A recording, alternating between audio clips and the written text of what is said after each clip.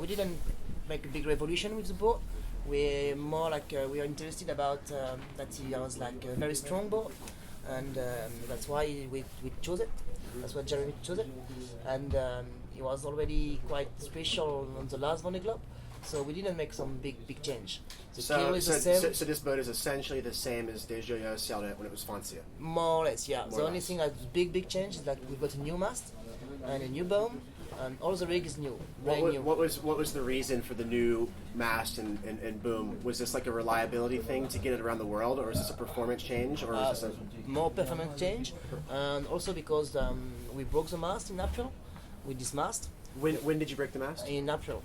On the April 2012. 2012. Yeah, on the training, we just broke the mast in the middle of. That was right after it was christened Maitre Coq, because it was Maitre Coq in March. Yeah, it was already Maitre Coq. I mean, we broke the mast that the Spanish team built, so we built more or less the same. It's a bit lighter, and but it's also a bit stronger. So why did the mast break in April? What happened? I think we've got one cable who broke. Like the cables, like one of them. Yeah. So right there, what we're saying is that it's actually a generator off the back of the diesel. Yeah. So there's a direct driven generator in between the engine and the gearbox, and then on the front up there, you've got a 55 amp alternator. Yeah. And the Spanish guys, like Erwan was saying, had a huge problem with using big alternators and breaking the motor. I mean, to do that. And all the ropes coming from the mast, there is two solutions, on the sides or straight on the middle, alright?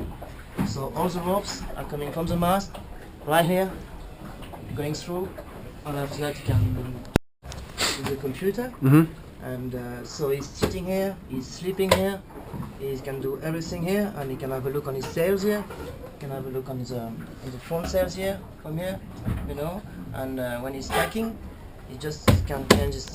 And you can see right here, he has a very clear view of all of his sails, and then he has immediate access to the cockpit, as well as another window there. And what Erwan was saying is that whenever Jeremy tacks or jibes the boat, this seat just goes ahead and moves over.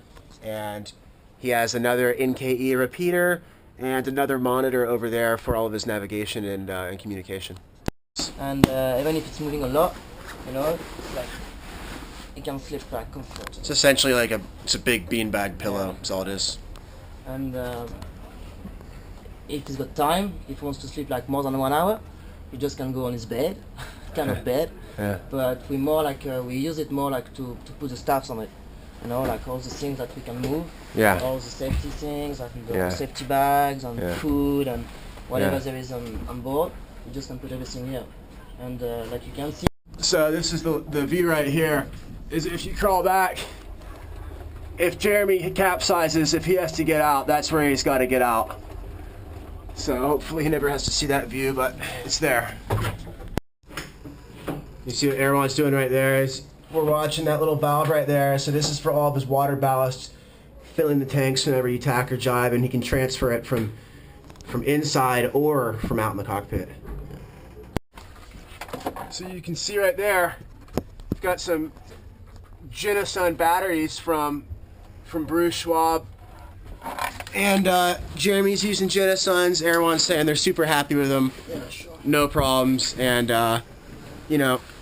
I mean, those batteries have been selling already one time around the world, and we didn't change them because we are just fucking happy with them, and we had no problems at all. If like strong wind, up to the wind, to avoid the boat to jump.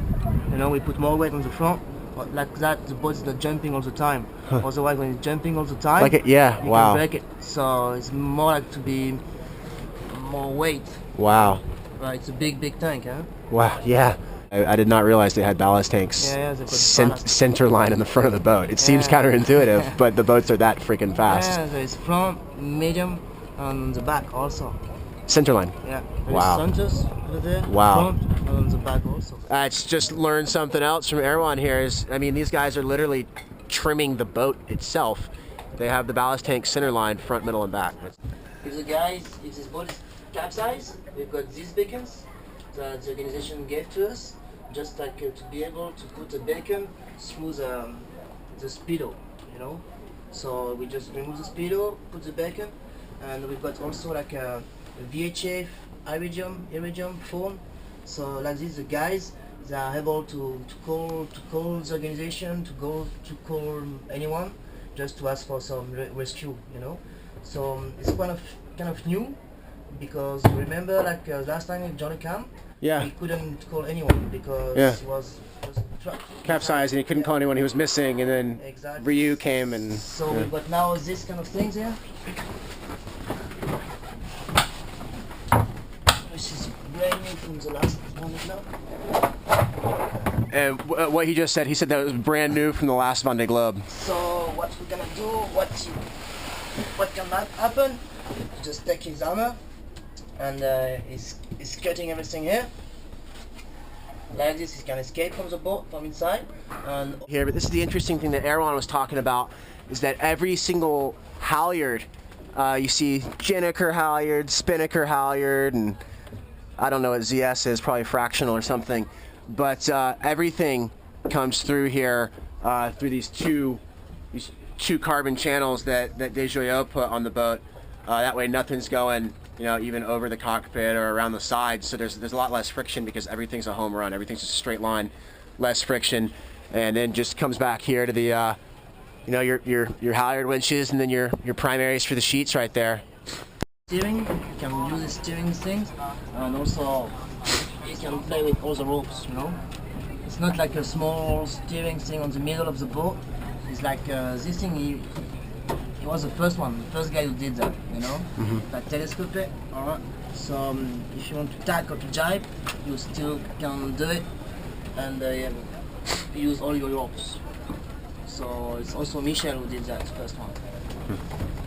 And this is what Erwan was talking about down below when he was pulling on the ropes and opening the valves for the water ballast. This is the cockpit control. Yeah. So as Erwan was saying, Jeremy can do full ballast either way. So now, can he do port and starboard as well as front, middle, back, all from the cockpit? Yeah, I can do everything from the cockpit. Everything from the cockpit. Yeah. Yep. That's the thing. Yep.